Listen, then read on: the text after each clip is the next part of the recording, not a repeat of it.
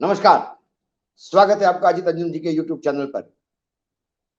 मैं हूं अशोक वानखड़े। राजस्थान की सियासत में कुछ दिनों से लाल रंग छाया हुआ है। लाल डायरी की बात सब दूर हो रही है। प्रधानमंत्री नरेंद्र मोदी जी ने 27 जुलाई को सीकर में अपने भाषण में कहा कि अशोक गहलोत का सारा कच्चा चिट्ठा भ्रष्टाचार का उस लाल डायरी में है। कल अमित शाह जी ने फिर राजस्थान में अशोक गहलोत को ललकारते हुए कहा कि इस्तीफा देकर चुनाव लड़ने की तैयारी रखिएगा। उस लाल डायरी में आपके पूरे भ्रष्टाचार का कच्चा चिट्ठा है और आप कितने भ्रष्ट है वो ये लाल डायरी बताती है। लाल डायरी वाकई बहुत महत्वपूर्ण दस्तावेज हो गया, जिसको इस देश के प्रधानमंत्री और गृह मंत्री अमित शाह बार बार रेफर करते हो। जरूर उसमें कुछ चीज होनी चाहिए। क्या है ये लाल डायरी? राजेंद्र गुढ़ा नाम के एक विधायक थे जो सचिन पायलट के गुट के माने जाते थे। वो राज्य मंत्री थे कैबिनेट। जब मणिपुर पर वो वीडियो वायरल हुआ तो हंगामा हो गया। तब बात ये हुई कि राजस्थान की विधानसभा चल रही थी और एकाएक अशोक गहलोत के ही राज्य मंत्री सदन में उठ के ये कहते हैं कि मणिपुर पे हमें बोलने का अधिकार नहीं, क्योंकि सबसे ज्यादा उत्पीड़न महिलाओं का तो राजस्थान में होता है। अपने ही सरकार के खिलाफ अपना ही मंत्री बोलता है। तुरंत उन पे एक्शन हुआ और राजेंद्र गुढ़ा को मंत्री पद से त्याग पत्र देना पड़ा। उसके बाद राजेंद्र गुढ़ा विधानसभा में आए। हाथ में एक लाल डायरी थी और उन्होंने कहा कि ये लाल डायरी मुझे विधानसभा में रखने दी जाए। ये वो कच्चा चिट्ठा है भ्रष्टाचार का। इस लाल डायरी में तमाम लेन देन है जो अशोक गहलोत, आईटीडीसी के चेयरमैन राजेंद्र राठौर, धर्मेंद्र राठौर सॉरी, और बाकी लोगों के बीच में है। और ये भ्रष्टाचार का जो दस्तावेज है ये इस सरकार को नग्न कर देगा। लेकिन विधानसभा में धक्का मुक्की हुई, वो बाहर आए। उन्होंने प्रेस कॉन्फ्रेंस में कहा, मीडिया के सामने कहा कि कुछ साल पहले राजस्थान टूरिज्म डेवलपमेंट कॉर्पोरेशन के चेयरमैन धर्मेंद्र राठौर के यहां इनकम टैक्स की रेड हुई। कई पुलिस और पैरामिलिट्री फोर्सेस उस रेड में घेरे हुए थे घर को। ऐसे में अशोक गहलोत जी ने मुझे बुलाया और कहा कि एक लाल डायरी है, वो यदि तुम ले आओ तो मेरी सरकार बच जाएगी, मेरा राजनीतिक करियर बच जाएगा। मैंने अशोक गहलोत जी का आदेश मानते हुए एक फिल्म स्टाइल में वहां पहुंचा और वो लाल डायरी अपने कब्जे में ली। और जब लेके आया तो उन्होंने मुझे धन्यवाद कहा। कहा कि आपने मेरी सरकार बचाई, मेरा राजनीतिक करियर बचाया, अब इसको जला दीजिएगा। लेकिन मैंने उसको जलाया नहीं, मैंने मेरे पास रखा। अभी जो डायरी है अब मैं इसको मीडिया के सामने रखना चाहता हूं। और एक डायरी उछाली। वो डायरी ब्रांड न्यू डायरी दिखाई देती थी जो वीडियोज में देखी। पत्रकारों ने सवाल पूछे कि इस डायरी में क्या है, तो उन्होंने बोला समय समय पे बताते रहूंगा। फिर 2 अगस्त को एक प्रेस कॉन्फ्रेंस लेके उन्होंने कहा कि डायरी के 3 पन्ने मैं आपके सामने हाजिर करता हूं। वो चीफ मिनिस्टर अशोक गहलोत, उनके ओएसडी सौभाग सिंह और राठौड़ के बीच की वार्तालाप थी। उस डायरी में कुछ लिखा हुआ था, खासकर राजस्थान क्रिकेट एसोसिएशन के चुनाव को लेकर पैसे का लेन देन में था। राजस्थान क्रिकेट एसोसिएशन के अध्यक्ष वर्तमान में वैभव गहलोत है, जो अशोक गहलोत के बेटे हैं। सारा राजेंद्र राठौर और जो सेक्रेटरी थे उसके क्रिकेट कंट्रोल एसोसिएशन के, उनके बीच का ये डिस्कशन था। भवानी सिंह समोता और पैसे के लेन देन को था कि पैसे दिए नहीं पहुंचे, क्यों नहीं पहुंचे, आपने क्यों नहीं दिए, ये सारा उस डायरी में नोट था। उस डायरी के पन्ने कुछ उन्होंने फोटोकॉपी दी।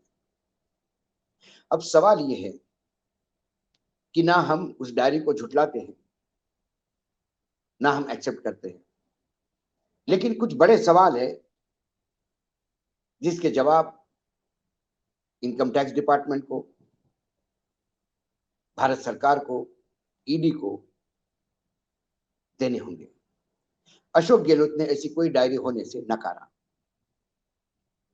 अब ये जो राजेंद्र गुढ़ा ने जो क्लेम किया है कि चलते रेड में मैं पैरामिलिट्री फोर्सेस के बीच में से फिल्मी स्टाइल में घुस के वो डायरी उठा के लाया, तो सबसे पहले उनके ऊपर एक्शन इनकम टैक्स क्यों नहीं कर रहा है?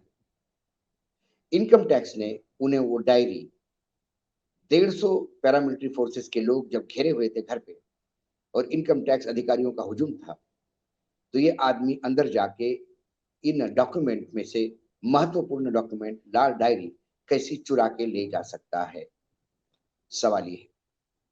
और यदि चुरा के लेके गया तो फिर इनकम टैक्स डिपार्टमेंट अब उस डायरी को जब्त क्यों नहीं कर रहा है? हमारे पास देश में आदरणीय प्रधानमंत्री नरेंद्र मोदी और आदरणीय गृह मंत्री अमित शाह बहुत धाकड़ लोग हैं।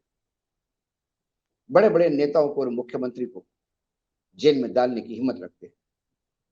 वो इस डायरी को राजेंद्र गुढ़ा से अपने कब्जे में क्यों नहीं ले रहे हैं?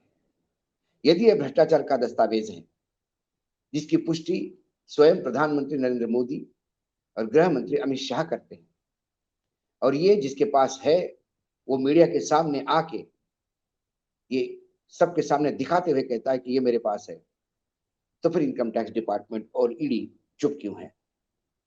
या यह एक भूत खड़ा किया है लाल डायरी का, जिसके बलबूते पे चुनाव में अशोक गहलोत को भ्रष्ट करार करने का एक प्रयास है? क्योंकि लाल डायरी जिसके पास है वो फरार नहीं, वो लोगों के बीच में चौड़ा होकर घूम रहा है। वो क्लेम करता है कि मैं जेल भी चला जाऊंगा लेकिन मैं ये सच्चाई की लड़ाई लड़ूंगा।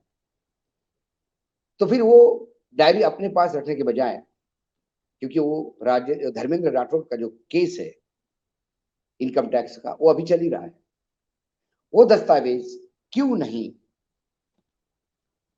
सरकार में जमा करते? क्या राजेंद्र गुढ़ा ब्लैकमेल करना चाहते हैं, या राजेंद्र गुढ़ा भाजपा ऐसा कोई नेक्सस बना है कि तुम एक डायरी का भूत खड़ा करो, लाल रंग की डायरी लेके घूमो, बीच बीच में कुछ चीजें बुक रिलीज करते रहो जिसका कोई सर पैर नहीं है? क्योंकि जो 2 तारीख को जो उन्होंने प्रेस कॉन्फ्रेंस लेके जो चीजें दी है 2 अगस्त को, उससे कुछ ऐसा साबित नहीं होता कि कुछ पैसे का लेन देन हुआ है या ये नंबर 2 के पैसे है कि नंबर 1 के पैसे। तो फिर इस डायरी का जिक्र बार बार क्यों? क्या अशोक गहलोत की पॉपुलैरिटी या उन्होंने जो जो फ्री की चीजें बांटना शुरू कर दी और अपने लिए एक बेनिफिशियरी वोट बैंक तैयार किया, उससे भाजपा डर रही है? क्या भाजपा अंदरूनी लड़ाई के ऊपर से फोकस हटाने के लिए सीधा हमलावर अशोक गहलोत पे हो रही है? क्योंकि भाजपा का राज्य इकाई जो है राजस्थान की, वो कई गुटों में बटी हुई है और सब एक दूसरे से बहुत ज्यादा दुश्मनी रखते हैं। वसुंधरा जी का पलड़ा भारी है। वसुंधरा जी अभी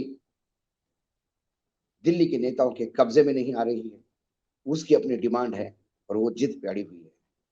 ऐसे में राजस्थान का चुनाव निकालना बहुत मुश्किल लग रहा है।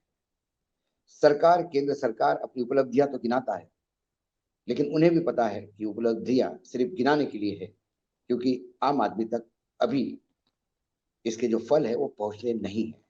महंगाई, बेरोजगारी, ये तमाम चीजें, जो मुद्दे वो अशोक गहलोत के खिलाफ उठाते हैं वही मुद्दे उनके खिलाफ उनके राज्य में विपक्ष उठा रहा है।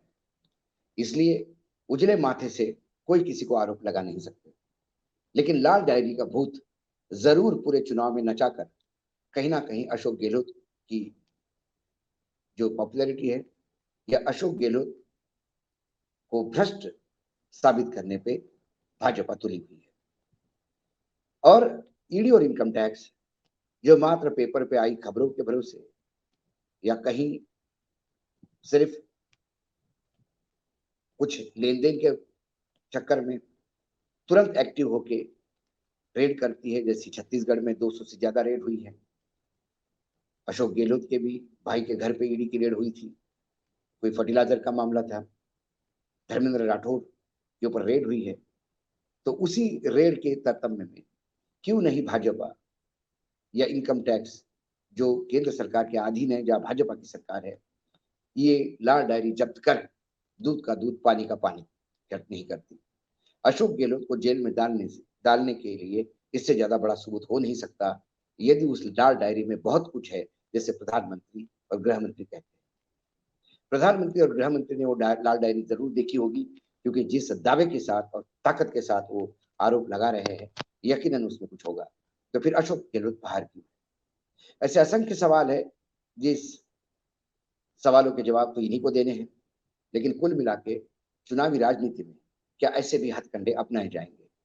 महाराष्ट्र में भी जब सुशांत सिंह राजपूत की मृत्यु हुई, उसके बाद ऐसे ही बीजेपी के नेता भारी भरकम क्लेम कर रहे थे कि उसकी हत्या हुई और सबूत उनके पास है। खासकर नारायण राणे, दिशा साल्वेनिया, उसकी हत्या या उसकी आत्महत्या जो भी हुई या एक्सीडेंट हुआ, उसको लेके वो लगातार ठाकरे परिवार का इन्वॉल्वमेंट बता रहे थे और वो डंके की चोट पे कह रहे थे कि मेरे पास सारे सबूत है। तो फिर इनकम टैक्स से लेके तमाम एजेंसीज जब इसमें इन्वेस्टिगेटिंग कर रही थी, सीबीआई इन्वेस्टिगेट कर रही थी, तो नारायण राणे ने वो सबूत एजेंसीज को क्यों नहीं दिए एक अच्छे शहरी होने के नाते, या सिर्फ किसी को बदनामी करने के लिए ऐसे हथकंडे अपनाए जाते हैं? क्योंकि लाल डायरी जिस हिसाब से प्रधानमंत्री बोल रहे हैं और कल अमित शाह ने तो सीधा ललकारा कि लाल डायरी के भ्रष्टाचार के चलते आपको इस्तीफा देना चाहिए। यदि उस लाल डायरी में इतने भ्रष्टाचार के लेन देन है, तो फिर इस देश की इनकम टैक्स और सीबीआई ईडी के कानों में ये बातें क्यों नहीं जा रही है, सवाल है। या फिर ये लाल डायरी का भूत आने वाले लोकसभा चुनाव तक ऐसा ही नचाते रहेंगे। आज इतना है, फिर आता हूं किसी विषय के साथ।